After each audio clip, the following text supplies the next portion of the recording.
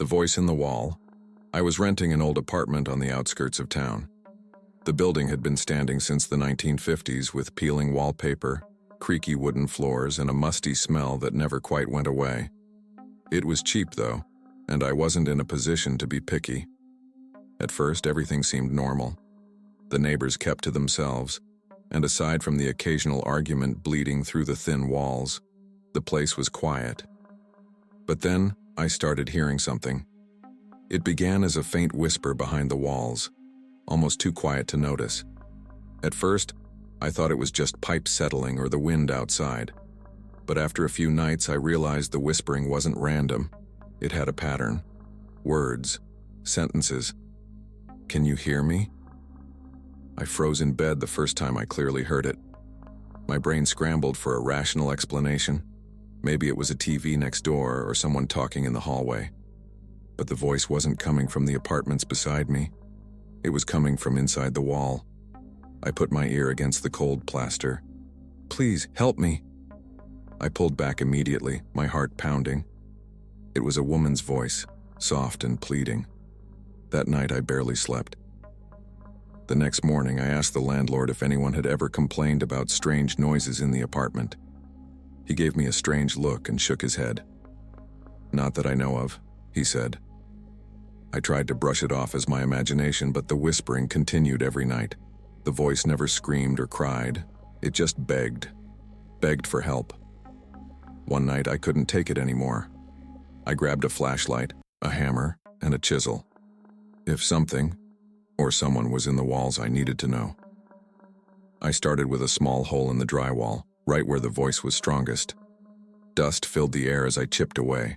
My flashlight beam cut through the darkness behind the wall, and then I saw it. A hollow space, big enough for a person, and in that space, wedged between the wooden beams, was a human jawbone.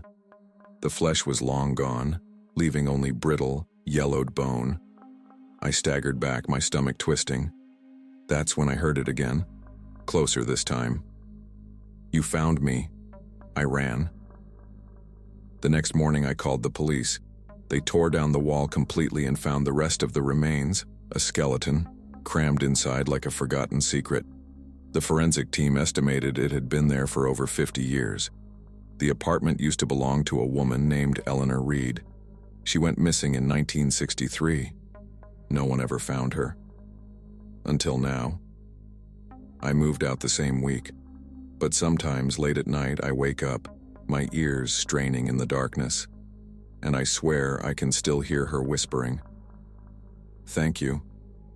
The thing in my grandfather's barn. When I was a kid, I spent summers at my grandfather's farm. It was miles away from the nearest town, surrounded by endless fields and thick woods that felt ancient. I loved it there, except for the barn. The barn was massive, its red paint faded and peeling, the wooden beams groaning even on windless days. I hated going inside. Something about the air in there felt wrong, stagnant, heavy. My grandfather never let me near it after dark. "You hear anything at night, boy, you stay in bed. You don't go looking, you don't open that door." I thought he was just trying to scare me. Until the night I didn't listen. One evening, I woke up to a sound, a deep, scraping noise, like something huge was moving inside the barn. My window faced it directly, and in the moonlight, I saw something shift behind the wooden slats. I should have stayed in bed, but curiosity got the best of me. I crept outside, the cool night air biting at my skin. The barn loomed over me, black against the sky. The scraping sound had stopped, but now, I heard breathing.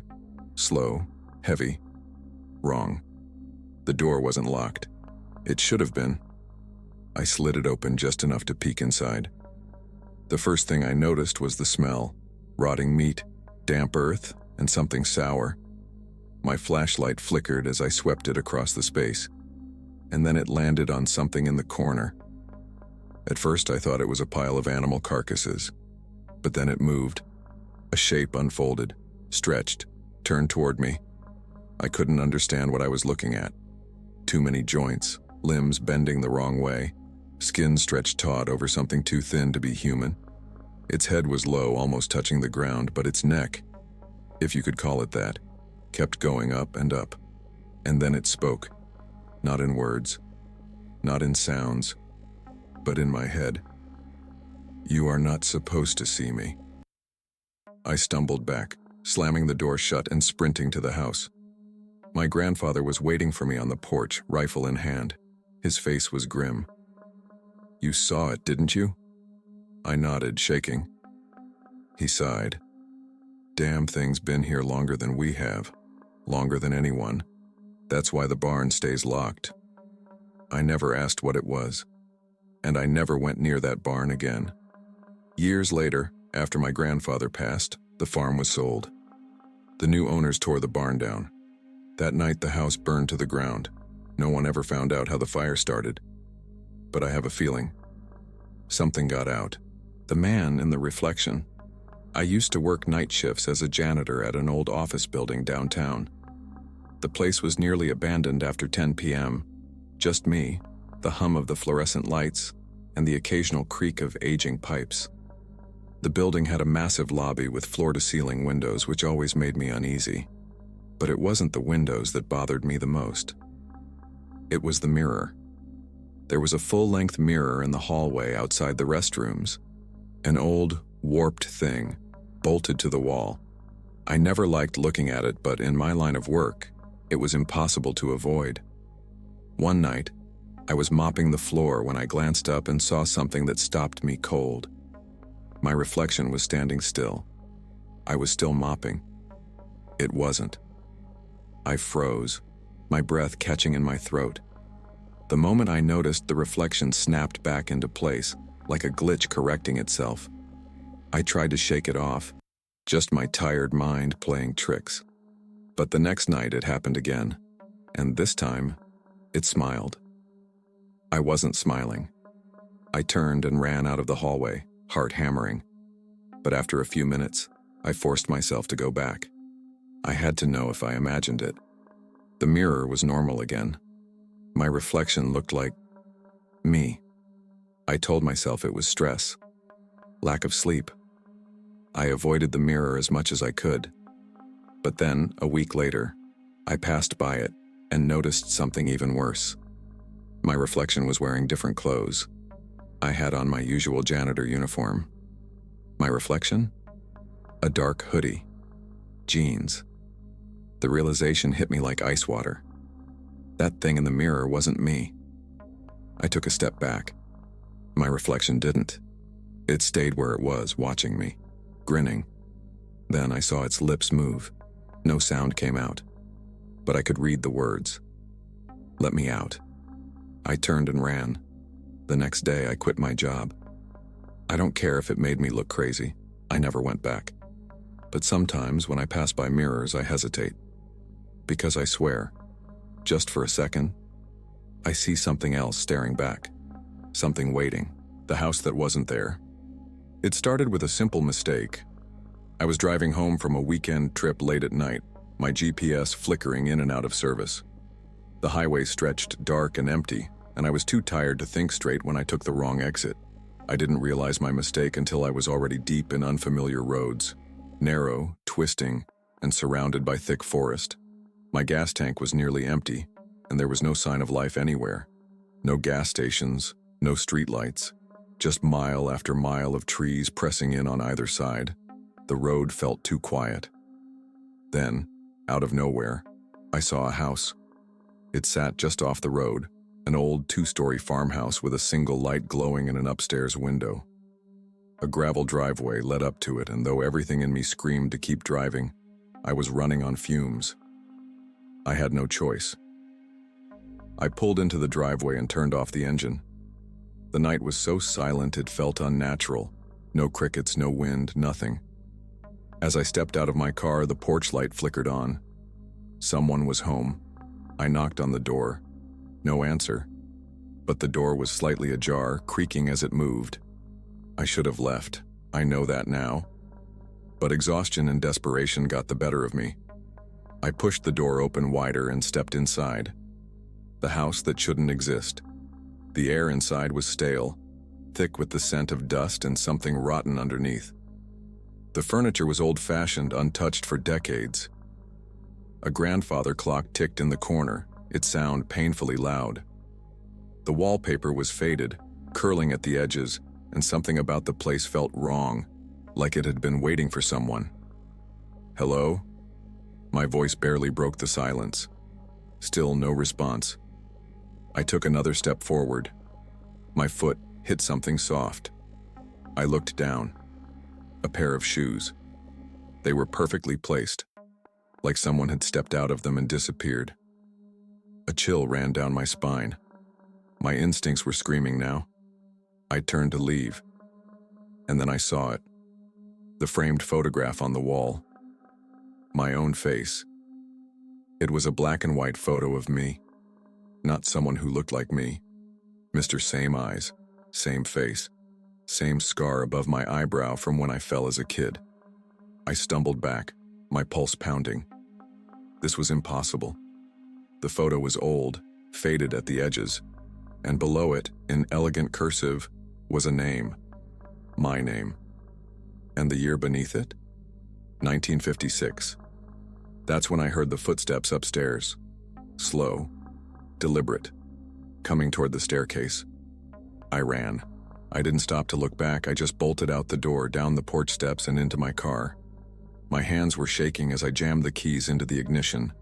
The engine stuttered. The footsteps were getting closer. The upstairs light went out. I didn't wait to see who or what was coming.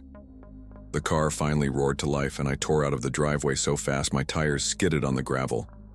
I drove like a madman, not caring if I wrecked. I just needed to get away. The road that shouldn't exist. I drove for hours, but no matter which way I turned, the road kept looping back to the same place. The house. It was never behind me, always ahead.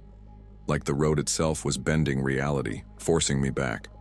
The only thing that saved me was the sunrise. As the first light of dawn crept over the trees, I turned a corner, and suddenly, I was back on the highway. The gas station appeared like a mirage, and I pulled in, shaking.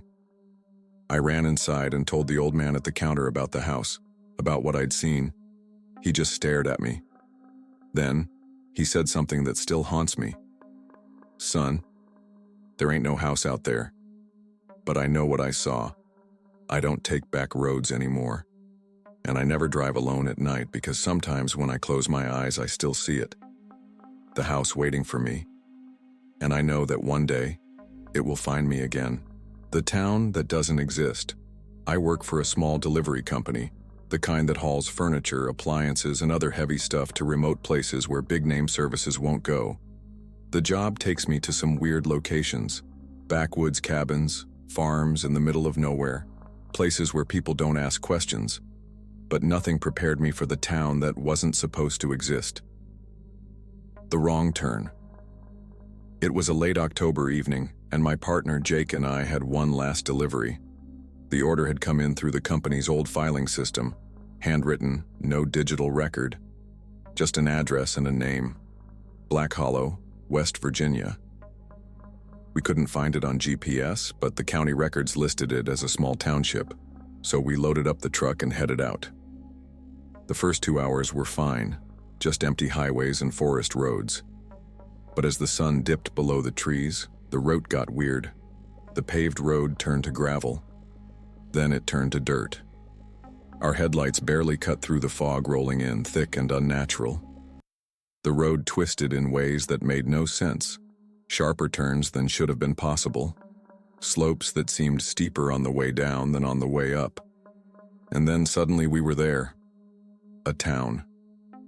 Where no town should have been. The silent town Black Hollow was too quiet. Not abandoned, just wrong. The buildings were old, early 1900s architecture, but there were no signs of modern life. No cars, no power lines, no streetlights, just wooden houses, dark and still, like they were waiting. Then we saw them. People, men, women, even children, standing outside their homes watching us.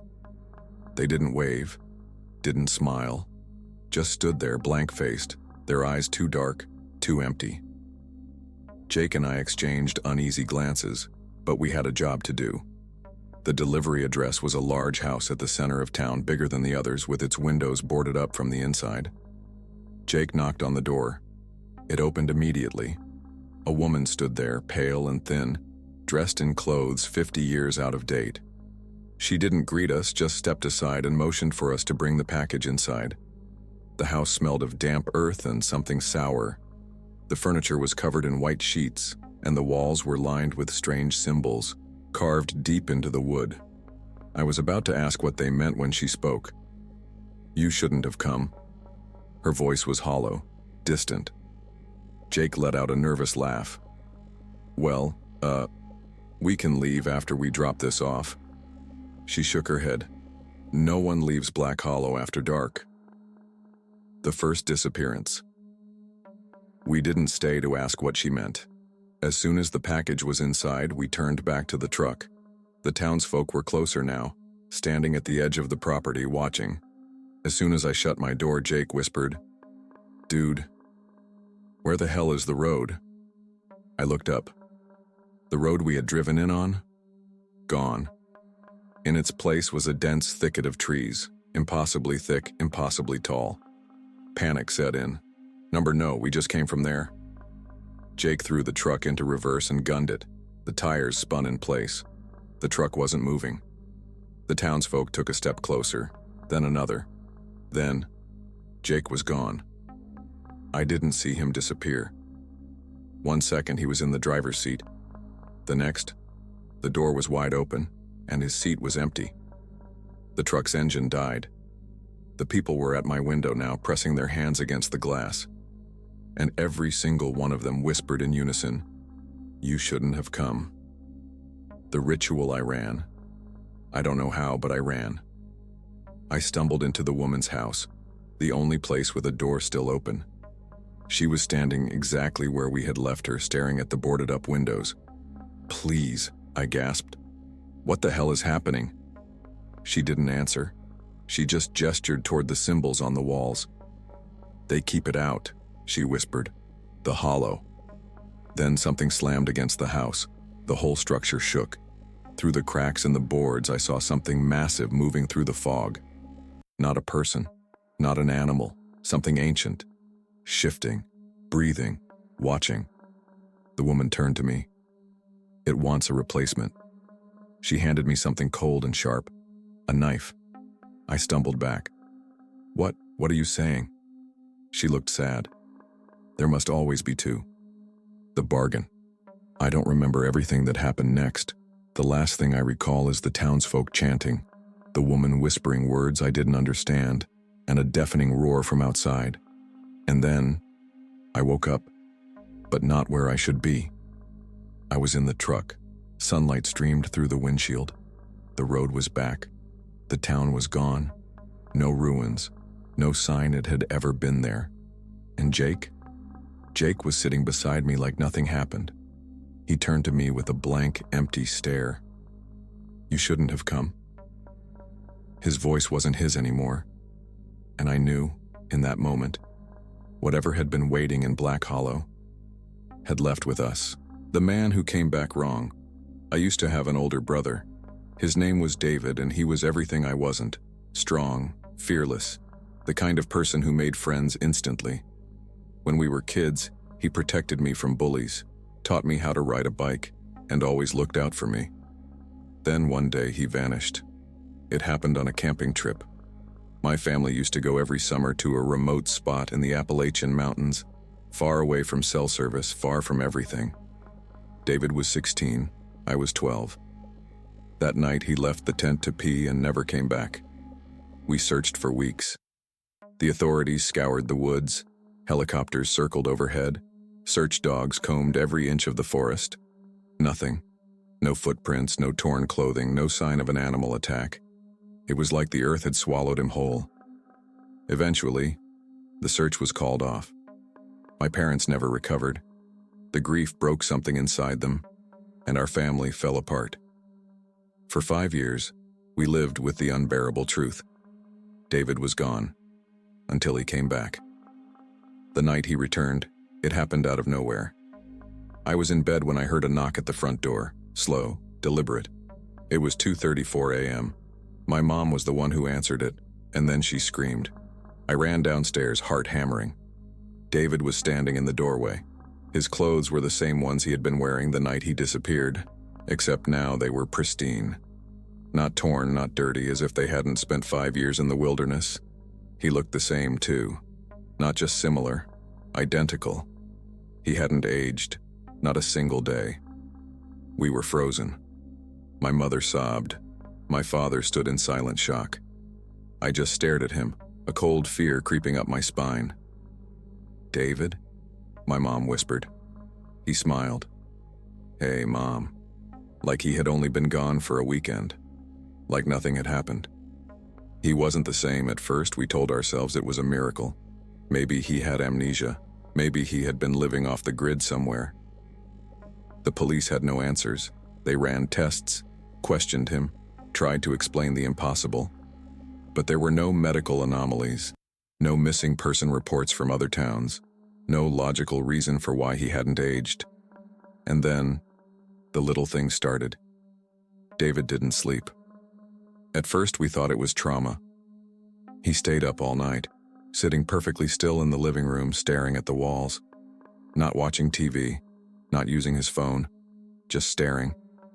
I would wake up at odd hours to get water and find him sitting in the dark, completely motionless. One night, I worked up the courage to ask what he was doing. He turned to me, smiling that same familiar smile. Listening. For what? His smile widened. For the space between the sounds. I didn't ask again. Things got worse. David didn't eat much. He picked at his food, but I never actually saw him take a bite. He wouldn't touch salt. If any of us put salt near his plate, he would quietly slide it away. And then there was the mirror incident. One evening, I caught him standing in front of the hallway mirror, just staring at himself. At first, I thought nothing of it. Then I noticed his reflection wasn't moving. I felt ice crawl up my spine. David was breathing. His chest rose and fell, his fingers twitched. But in the mirror, nothing. The reflection was frozen, eyes locked on mine. I took a step back, and then in the mirror, David grinned. I ran. The final night. I finally told my parents what I had seen. My mother refused to listen. "He's been through enough," she snapped, as if that explained anything. But my father? He sat in silence. Then, he said something that sent a shiver through me. "I don't think that's David." He wouldn't elaborate. That night, I locked my door. At 3:12 a.m., I woke up to the sound of something breathing on the other side of my door. Slow, deliberate. I reached for my phone to call my dad. But then the whispering started. David's voice. But not quite. It was deeper. Wrong. "It's okay," it said. "You can open the door now. I'm hungry." I didn't move. I didn't breathe. Then the door handle started to turn. I grabbed my phone, heart pounding, and texted my dad. He's at my door. Seconds later, I heard my father's footsteps. A shadow passed under my door as he approached. Then, his voice, "David, go back to your room." Silence. Then, "Why?" The way he said it, there was no emotion, no irritation, just curiosity. "Because I said so," my dad replied. Another long silence. Then I heard David's footsteps move away. I didn't sleep. He was gone the next day by morning. David was gone. The front door was wide open, leading out into the woods. No footprints, no sign of struggle, just gone. My mother was hysterical. My father didn't say a word. We didn't report it. How could we? We all knew, deep down, whatever had come back wasn't David. And whatever it was, it had left on its own. The aftermath years have passed. My mother still sets a place for David at the dinner table, hoping he'll return. But my father and I, we pray that he never does. Sometimes late at night, I wake up and stare at my bedroom door, expecting to hear that slow, deliberate breathing. And sometimes, I do. Don't answer the second knock. It started as an internet rumor, a Reddit thread, a dark web story, a whisper in the depths of 4chan's paranormal board. The rules were always the same. If you're alone at night and hear a knock on your door, don't answer immediately. Wait for a second knock. If it comes, do not, under any circumstances, open the door. That was it. No explanation, no backstory, just a warning. At first, I thought it was bullshit. Just another creepypasta meant to scare people scrolling at 3 a.m. But then, it happened to me. And now, I know the truth. The first knock. It was around 1:45 a.m. when I heard it. A single knock at my front door. Not aggressive, not hurried, just a knock. I was alone in my apartment working late on a freelance project. My complex was small, just 6 units, all occupied by quiet, older tenants. No one ever knocked on my door at night. I hesitated. I hadn't heard footsteps in the hallway. No voices, no shuffling, just the knock. I stood up slowly, heart pounding, and crept toward the peephole. Nothing. The hallway was empty. I exhaled, shaking my head. Maybe I imagined it. Maybe it was the neighbor's door or the pipe settling. Then, the second knock. The second knock. This one was different. Not louder, not faster, but closer. It sounded like whoever was knocking had leaned in, as if their face was inches from the door. A chill ran down my spine. The thread, the warning. Do not answer the second knock. I took a step back, every instinct screaming at me. Then, my phone buzzed. I nearly jumped out of my skin. My hands shook as I grabbed it off the desk. Unknown number. No caller ID. I hesitated, then answered. Silence. Hello? I whispered. The silence stretched, thick and heavy. Then, don't open the door. The voice was my own. The thing in the hallway. I dropped the phone. My breath came in short gasps. My skin was ice. And then, the doorknob started turning. Not shaking, not rattling.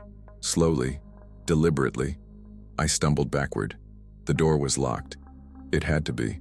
But still, the knob kept twisting, like someone on the other side was testing it. I forced myself to look through the peephole. At first, I saw nothing. Just the hallway, dimly lit by the buzzing fluorescent light. Then, something moved. Not from the side. Not from the stairwell. From above. My stomach dropped. There was something crouched above my doorframe, pressed against the ceiling like a spider. It was too pale, too thin. Its arms stretched impossibly long, fingers twitching in slow, unnatural motions. And its face, it had no face, just smooth, pale skin where features should be. And yet somehow I knew it was watching me. It knew my name. I stumbled back, heart hammering, my brain screaming at me to run. Then, it spoke. My name, in my own voice. Open the door, please. A perfect imitation. Flat, emotionless, wrong. I slapped my hands over my ears, squeezing my eyes shut. It kept knocking. Rhythmic, patient. Open the door. Open the door. Open the door. The final warning. I don't know how long I stayed like that, curled on the floor, hands shaking. Eventually, the knocking stopped. When I finally gathered the courage to check the peephole, the hallway was empty. The thing was gone. But just as I exhaled, relieved, my phone buzzed again. A text from my own number. You did good. Don't open the door next time either. I left the apartment the next day. I don't know where that thing came from. I don't know if it's still looking for me. But every once in a while, when I'm home alone at night, I hear a single knock. And I pray there's never a second. The stream that shouldn't exist. I used to be a small-time streamer. Nothing big, just horror games, creepy Reddit readings, and the occasional deep dive into weird internet mysteries. Then I found the stream that shouldn't exist. And now, I don't go live anymore. The night it started, it was a slow night. Only about 15 viewers, most of them regulars. I was streaming a new indie horror game, nothing special. Then a new username popped up in chat, Watching You 01. I get weird usernames all the time, so I didn't think much of it. But then they sent a message. You left your bedroom light on. A chill ran through me. Because they were right. I turned to look. My bedroom door was slightly ajar and I could see the glow of my bedside lamp spilling into the hallway. I hadn't mentioned that. Hadn't stood up or adjusted my camera. Just a lucky guess, I told myself. I typed back. LOL, creepy, but okay. You should turn it off. I hesitated. Something about the way they typed it. It didn't feel like a suggestion. It felt like a warning. Then, another message popped up. He's already in your room. The camera glitch. My stomach dropped. I glanced at my webcam preview in OBS. Just me sitting at my desk. The dim glow of my monitor cast flickering shadows behind me, but nothing looked off. The chat was blowing up now. Kref? Dude, that's not funny. Who is this guy? I forced a laugh. Nice try, man, you got me. But even as I said it, I couldn't shake the feeling that something was wrong. Then, my webcam glitched. It was only for a fraction of a second. My face pixelated, the screen distorted, like a corrupted file. And behind me, in the dark, something moved. Not much, just a shadow shifting near my bedroom door. I whipped around. Nothing.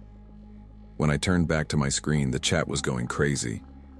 Dude, WTF was that? Someone was behind you. Holy shit, I saw it too. My heart pounded. Okay, chill. It was probably a compression glitch. Bad lighting. Even as I said it, I didn't believe it. Then, another message from Watching You 01. Don't turn around again. The video file. I ended the stream early, told my viewers my internet was acting up. Then I replayed the stream, frame by frame. At the exact moment my webcam glitched, there was something in the doorway. Not a person, not an object, just a shape. Tall, thin, wrong, like a human shadow but stretched too long, limbs too thin, face blurred.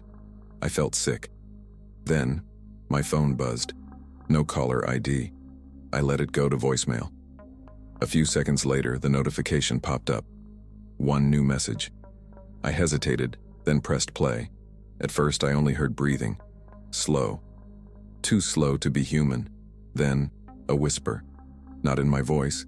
Not in any voice I recognized. Don't stop streaming, we're not done watching. The last stream. I didn't sleep that night. I kept my bedroom light on. I triple-checked my locks. The next day, I debated deleting my channel. But before I could, I got an email. No sender, no subject, just a link. A live streaming link. I clicked it. It was me. Live. My own room, my own desk, my own chair. But I wasn't there. The room was empty, except for the thing standing in the doorway. I slammed my laptop shut. That was 2 months ago. I haven't streamed since, but sometimes late at night, I swear I hear a notification chime, and I know someone is still watching. The lost episode. I used to work for a major streaming service. I won't say which one, but you've definitely heard of it. My job was simple. Screen upcoming releases for technical issues, glitches, bad audio syncing, missing subtitles. Pretty mundane stuff. Until I found the episode that wasn't supposed to exist. The file. It was a slow day. I was working late, alone in the office, going through the usual checklist. A batch of kids' cartoons was scheduled for release next month. Mostly harmless stuff. Colorful characters, sing-alongs, that kind of thing. Then, in the queue, I noticed something odd. A file with no title. Just a string of numbers. 20231106_02.mp4. I frowned. It wasn't in the database. No metadata, no timestamp. Like it had been uploaded manually, bypassing the system. I should have flagged it, reported it, but I was curious, so I clicked play. The episode. At first it looked normal, a well-known kids show, bright colors, bouncy music. The main character, a cartoon dog, smiled at the screen. "Hi, kids," it chirped. Are you ready for an adventure? Typical, formulaic, but something felt off. The animation quality was too smooth. The character's eyes lingered too long on the screen, like it was really looking at me. Then the background music faltered. Not a glitch, not an error, like it hesitated. The dog's smile twitched, and then the episode changed. The cut 1 second, it was a colorful cartoon. The next, black screen, no transition, no fade out, just an abrupt cut to darkness. I frowned. Maybe the file was corrupted. I skipped ahead. Then, a new scene. Live action footage. Blurry, low quality, like old VHS tape. A room, cold, dimly lit.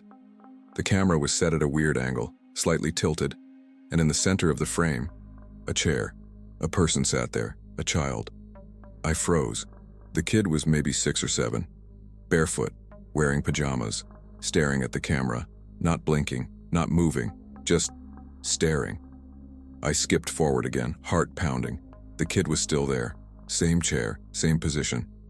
But now their mouth was open, not speaking, not screaming, just open, too wide, unnaturally wide. I stopped the video. Something was very, very wrong. The audio glitch. I tried to close the player. It wouldn't let me. The screen glitched. Pixelated shadows flickered across the dark frame. My mouse stopped responding. Then, the audio kicked in. At first, it was just static, a low, garbled hum. Then, beneath it, a voice, distorted, whispering, repeating something over and over. I turned the volume up slightly, straining to hear. Then I understood the words. Who's watching who? My blood turned to ice. I yanked my headphones off. The audio kept playing. The final frame. The screen flickered again. The child was closer. Not just in the video, on my screen. Their face was inches from the camera now, stretched, hollow-eyed, their mouth still open too wide. And then, for the first time, they blinked. Not normal. Too fast. Too many times. Like a corrupted file stuttering through frames. The voice on the audio changed, no longer distorted. Now, it was my voice. Who's watching who? The power in the office cut out. The aftermath. I don't remember leaving. The next thing I knew, I was outside in the parking lot, shaking, my laptop still in my hands. The video file? Gone. Not just deleted, wiped, like it never existed. The next day, my supervisor called a meeting. No one mentioned the file. No one acted like anything strange had happened. But that night, as I lay in bed, half asleep, I heard it again. A whisper. Who's watching who? And when I opened my eyes, the kid was standing at the foot of my bed,